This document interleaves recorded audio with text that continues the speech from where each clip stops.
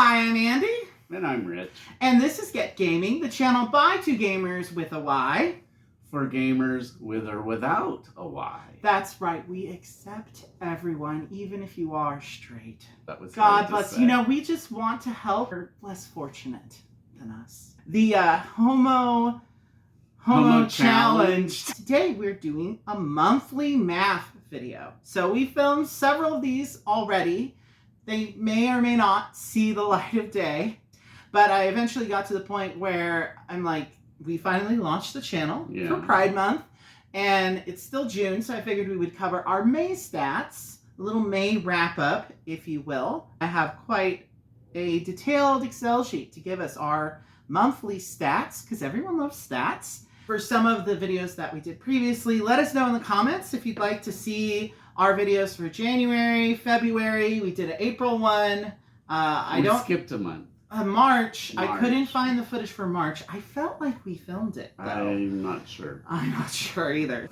If you would like to see those old stats videos, let me know in the comments below, and I could post those, because I edited one of them already. I just had quite a bit of struggles and disasters with iMovie crashing on me a lot. So eventually I ended up posting the tag video first instead of those stats videos. So anyway, let's get into it. So these are broken up into a couple of different categories because me and Rich play quite a bit together in person. I also play a lot online with people from the Foster the Meeple Discord and the BG Hub Discord. Two very wonderful communities, and probably the majority of our viewers and subscribers are from the Discord. So hi guys! I have those kind of color-coded, and then also May was the month I truly discovered solo gaming in quite a big way. You will see once we get to that portion. Why do you think May more than, like, you were playing them before? I was playing some solo, but this was the month that I discovered print and plays. Lovely world of print and plays, and also button shy games towards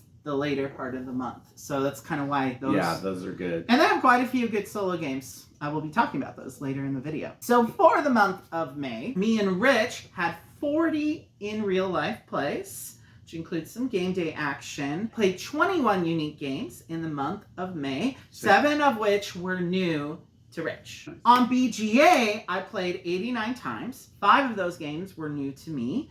And solo, I played 73.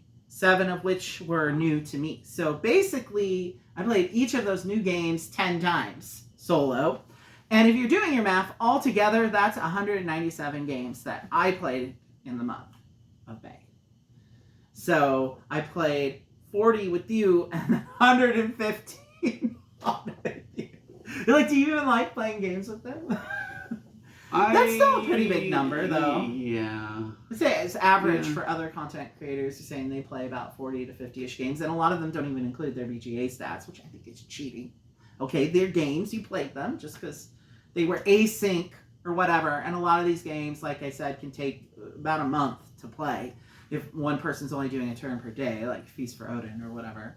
He doesn't know. We did, some of these were with you, like we played Kahuna together online. That was my favorite.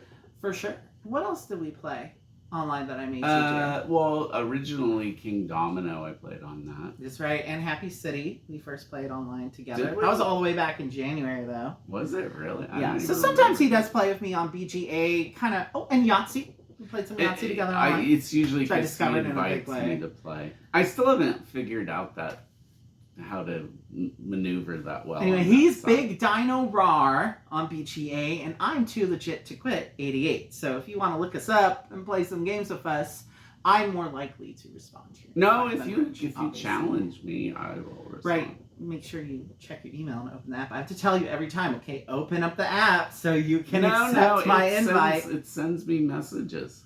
Does it? Yeah, and it even gets like up at the top where I don't even know what that's called, where you get those little icons appearing saying you've got this or that. Yeah, it'll look like the little piece of popcorn.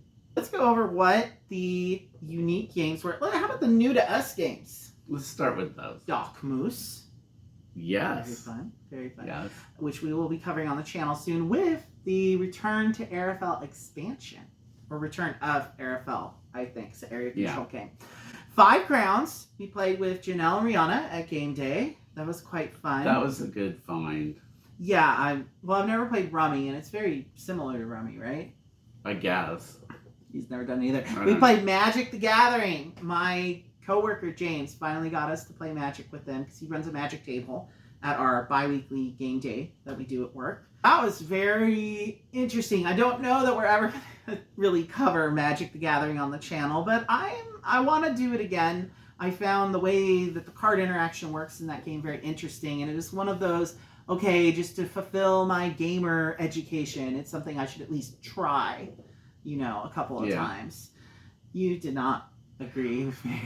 No, it's like a bridge too far for me, I think.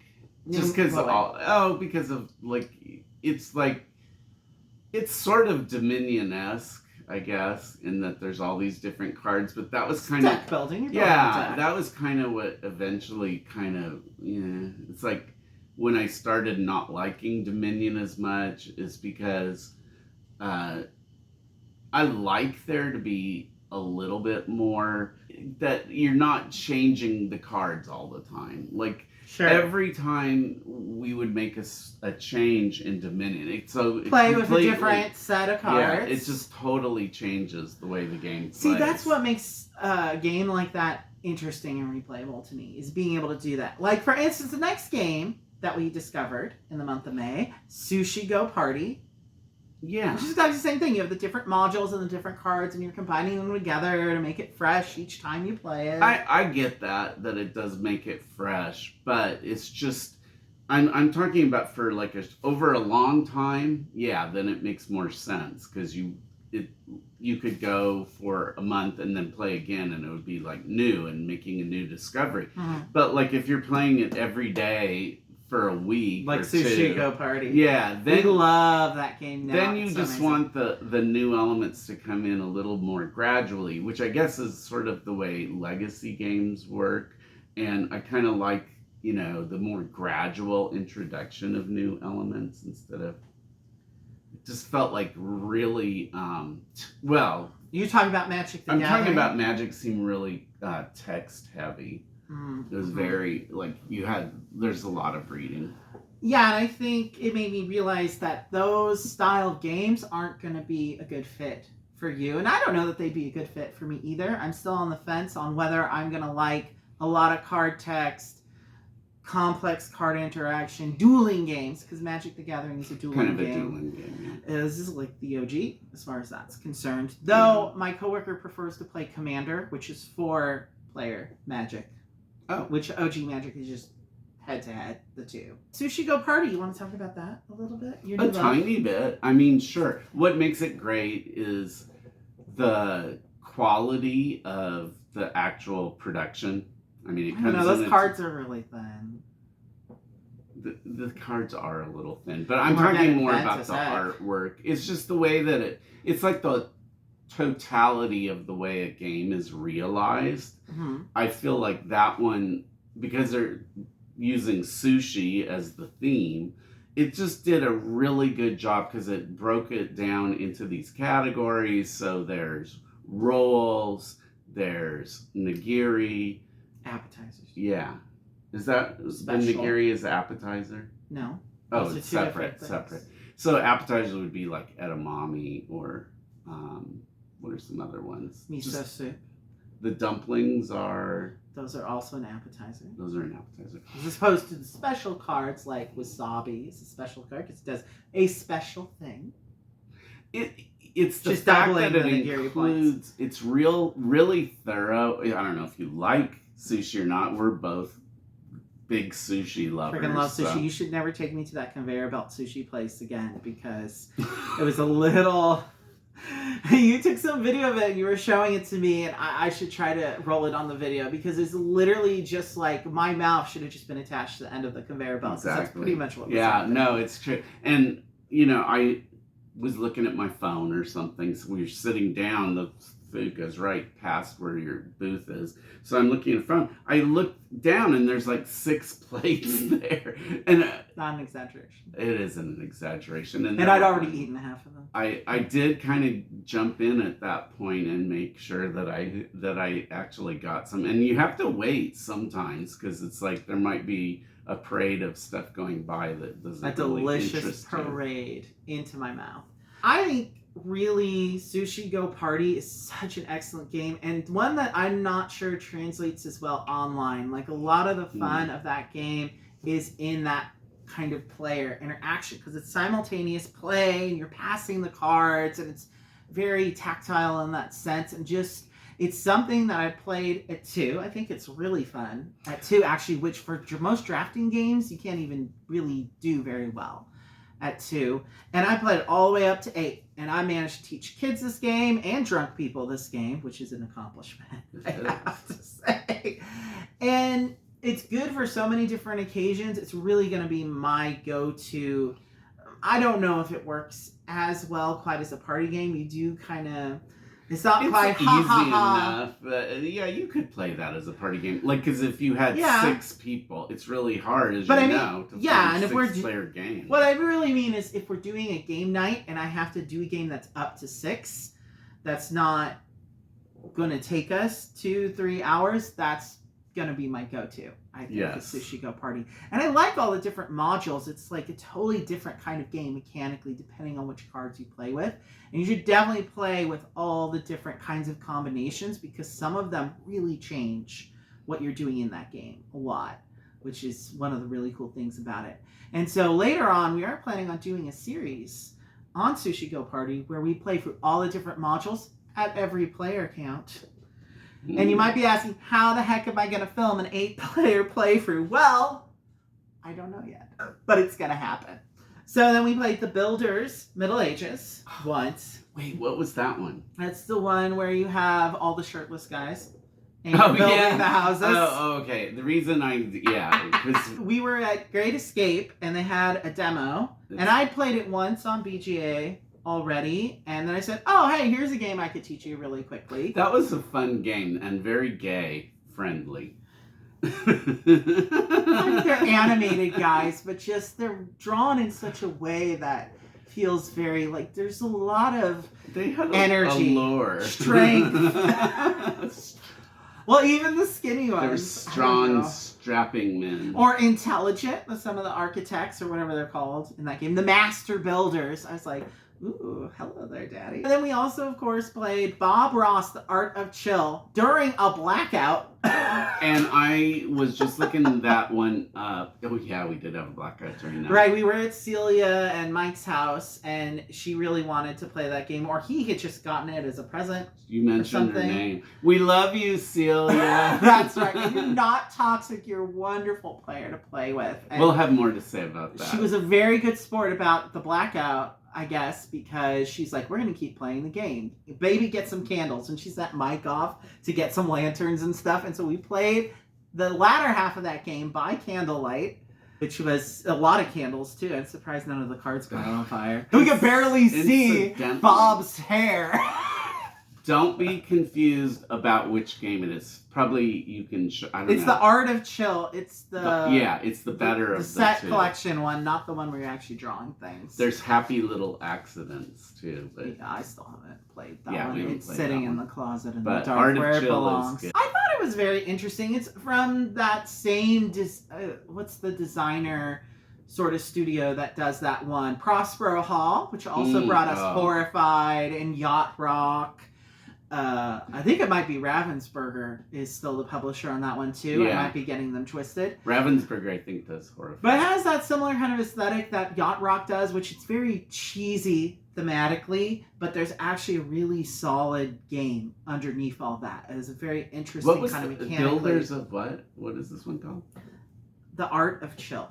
Oh yeah, we skipped Builders. Sorry, I was still thinking about this guy. That's cool. And it's very interesting because there's sort of this dial that's moving along the painting, and once it gets to a certain round, you have to go to a new painting, and you only have so many chances to get those points for certain things. I forget exactly how it all works, but it was I would like to play it again. The only part they didn't include that I remember from my days watching Bob Ross is he did this thing where he would take his brushes and clean them and then beat the devil out of them. Do you remember that? Yeah, he would take the brush and he would use like the easel or something. Yeah, I guess it would be like the legs on the easel, and then he. So you think is that why the electricity went out? I don't know. Was the spirit of the devil invading this game? I don't know, but he always used to just do that, and he goes and just beat the devil out of him. Anybody who's watched Bob Ross knows what I'm talking about. But that part is not in the game. It's not included. You'll have to beat the devil on your own time. I'm pretty sure there's no satanic elements to this game. No. Yeah. It's fun. And then, of course, as I said, I played a lot of solo games in the month of May. I discovered Orchard, Ada Lovelace, which I've already done a playthrough of Orchard, and I'm going to be doing another playthrough of Ada Lovelace soon. Island Alone, which was a print and play that I backed on Kickstarter. That was like $11. It's a very fun game. And these will probably all end up on Solitary Sunday.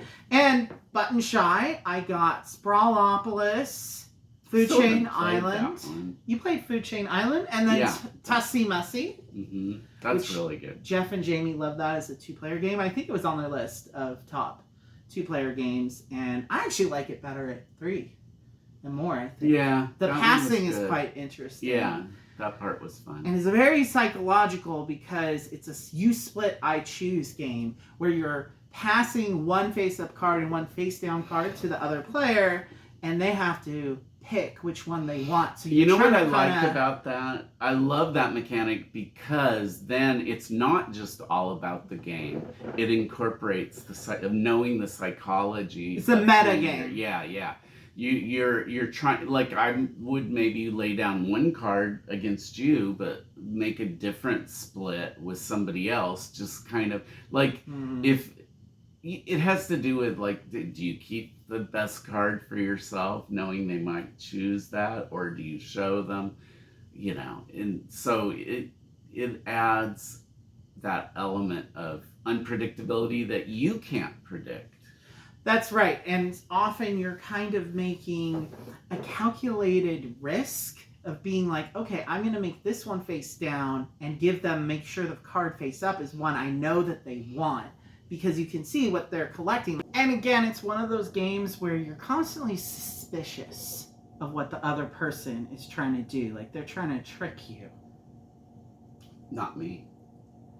Uh-huh. I'm very trustworthy. I don't trust any offer you're making me. I want to know what that face down card is and why you felt the need to hide things from me.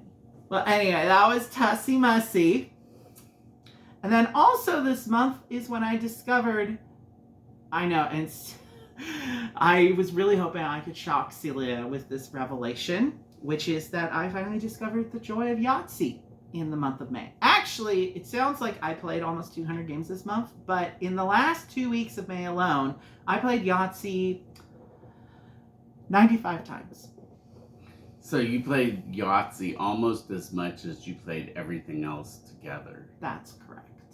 So it's a lot of Yahtzee. It's a game that I remember playing with Celia over the phone. Oh, really? When we first started playing it. I mean, I played a lot of Yahtzee when I was a kid, but yeah, I didn't really. I always thought it was that Hasbro-y kind of thing with the cup, and I was like, I don't even understand what's so interesting about this game. It's just a bunch of numbers. And I think what it was for me that finally got me into it, Castles of Burgundy gave me a taste for dice manipulation. Mm-hmm. And Yahtzee, I realized, it's dice manipulation and nothing but the dice manipulation. Mm-hmm. And I finally started really getting into it, like min-maxing, trying to always get like above 200. And I finally got 300 and I was like, oh my God, you know. How much remember that one time we played and it's like, I think I got like 4 or was it 5 Yahtzees in the game? You got... That was my favorite. 4. No, you got... Insane. No, what it was, you got 4 Yahtzees in the first half of the game, and I just started getting really pissed off. It was weird. If we'd been playing on a table, I would have flipped it. Ah! What was weird is that I was doing it in a row. Like, I'd get a Yahtzee, and then get another Yahtzee, and then get another Yahtzee. It was like, what? Yeah, it almost seemed like the dice were... You were hiding dice in your pants! I'm not hiding dice in my pants. No dice in my pants. Anyway. And then, of course, the last thing we wanted to mention is we played a Korean game called Yut Nori for the first time. Something I'd never even heard of. It's super obscure. My bosses are Korean, and they gave me actually a copy of the game and showed us how to play it. It's basically like Pachisi or Sorry, but with these throwing sticks. Yeah. Well, you just have the board, and you're moving around the board. Do you remember why tokens. This one has the writing on it? No. But anyway, you just throw the sticks up in the air. You like kind of flip them.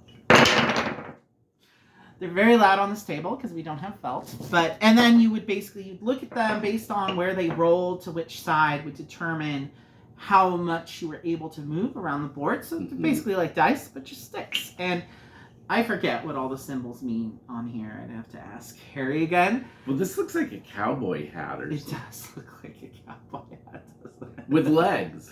It's a cowboy hat with legs. It's a cowboy hat with legs. It's a really interesting game. I'd like to cover maybe this and some more historical games on the channel because it's quite old, and actually in Korea, I think they still use it for like divination because the board kind of looks like the I Ching. And there's a couple of playthroughs of it on the internet, but they're all in Korean. So. Oh, well, we might have to have Harry show it to us again then. That would be fun. We could have him on the channel, and it could be the first English language tutorial for Yut Nori. That'd be pretty cool. True.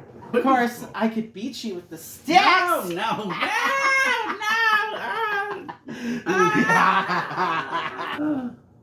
I love you so much. I know.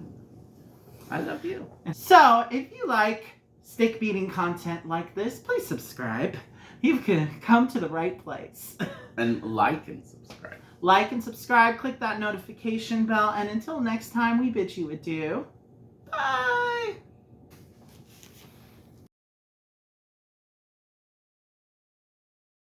BGA. Oh, I thought you meant 52 card pickup. I was like, I don't even know what that is. Okay. You want me to show you? I can teach you. No, that's gross. Well, no, it's not gross. Well, I don't even know what it is, so I just assumed it was gross. Okay, it's not. It's not gross. Sorry, I took these stats in a weird way. I'm just now realizing. And 7 of which were new to me. I think. Hold on. We might have to redo this. I see what happened. Okay, we have to redo that part. Okay. But where do you want to start from? I have to be zen. Don't get frustrated. We have to go back to place. Because I was looking at the wrong column. Except for June. Well, let's not even go there yet. What were you going to say? I was going to say, should we get a chalkboard? Oh, God. You should understand he's mathematically challenged. I'm the one with the Excel sheet. Okay, I don't see you making no Excel sheets. You need to.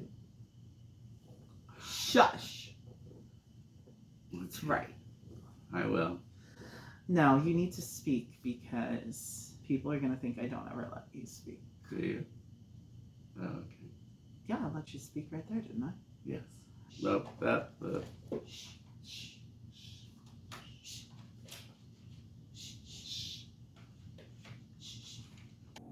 are you hiding under there? No, I don't have anything. It's like Terry Sidey. Okay, there's a Sacramento reference that nobody else watching this video is going to get. Maybe I should beat you with the sticks. No. Bye. Okay, here's the stick. Here's a stick! Come back here! I'm gonna get you! I'm gonna get you with my stick! Oh, there you go. No, choking only love. Okay.